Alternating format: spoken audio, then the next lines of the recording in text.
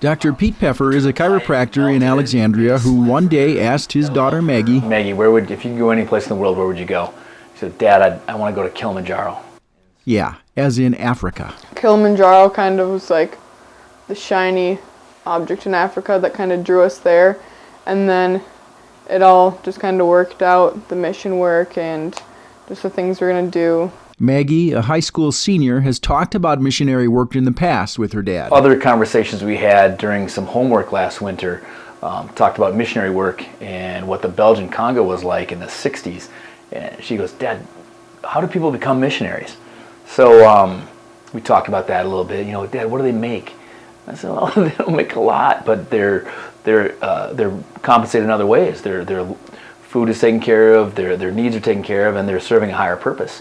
So she said, well, what do missionary doctors make? They make what they do in the States? No, they really don't. Again, their needs are covered, and they're serving a higher purpose. Plus, you can always go home when you're done. Meg, you want to go on a mission trip? She goes, yeah, I do. Where would we go? Well, Haiti or Cuba? Can we go to Africa? I said, I know a guy. Dr. Pete got in contact with Dreamweaver and Doctors Warren Brule and Dave Neibauer, and that turned those initial thoughts into reality. Maggie has gone on a couple of mission trips already, but here in the United States. Well, I've been on 2 other mission trips before. I went to Detroit and we cleaned up a neighborhood, and then I went to San Francisco this summer with my dad, and we worked in the Tenderloin, and we played with kids and worked with them a little bit.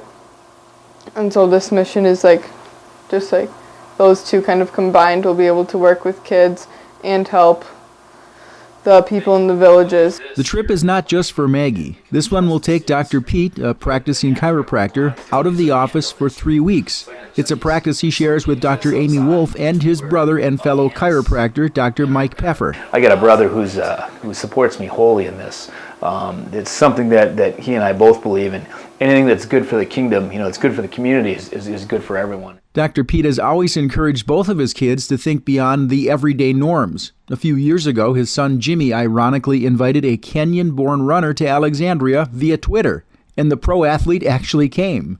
Then, as a graduation present, the father and son team went cycling through France, whether Dad was in shape for it or not. This trip with daughter Maggie will be completely different, one that will have her looking at her father from a much different perspective. Well, it'll definitely bring us closer. We'll see things that we never imagined to see.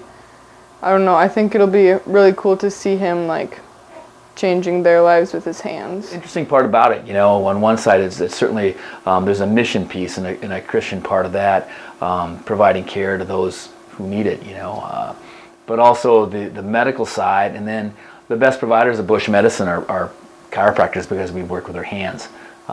We're not reliant on other pieces of equipment or technology that just doesn't exist in that portion of Africa. People come from miles to see us. You were set up under a tree and you just start looking at little people and old people and pregnant moms and injured folk, and we really, you work for days and days underneath these trees. We're going to do some work in the schools, some work in some orphanages.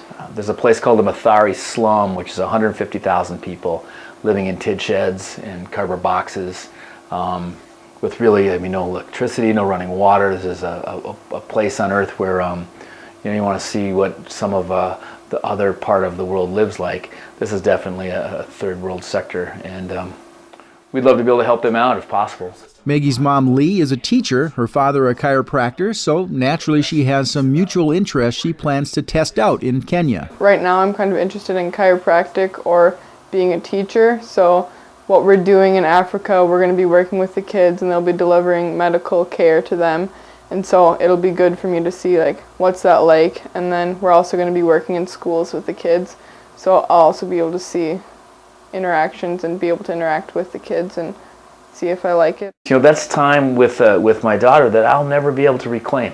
This is a life-changing event for both of us that I'm excited and a little bit apprehensive about. How will this change us to see that kind of poverty and provide that kind of care, which, that's great, but at the same time, I've been cautioned that this is an emotional and a life-changing experience.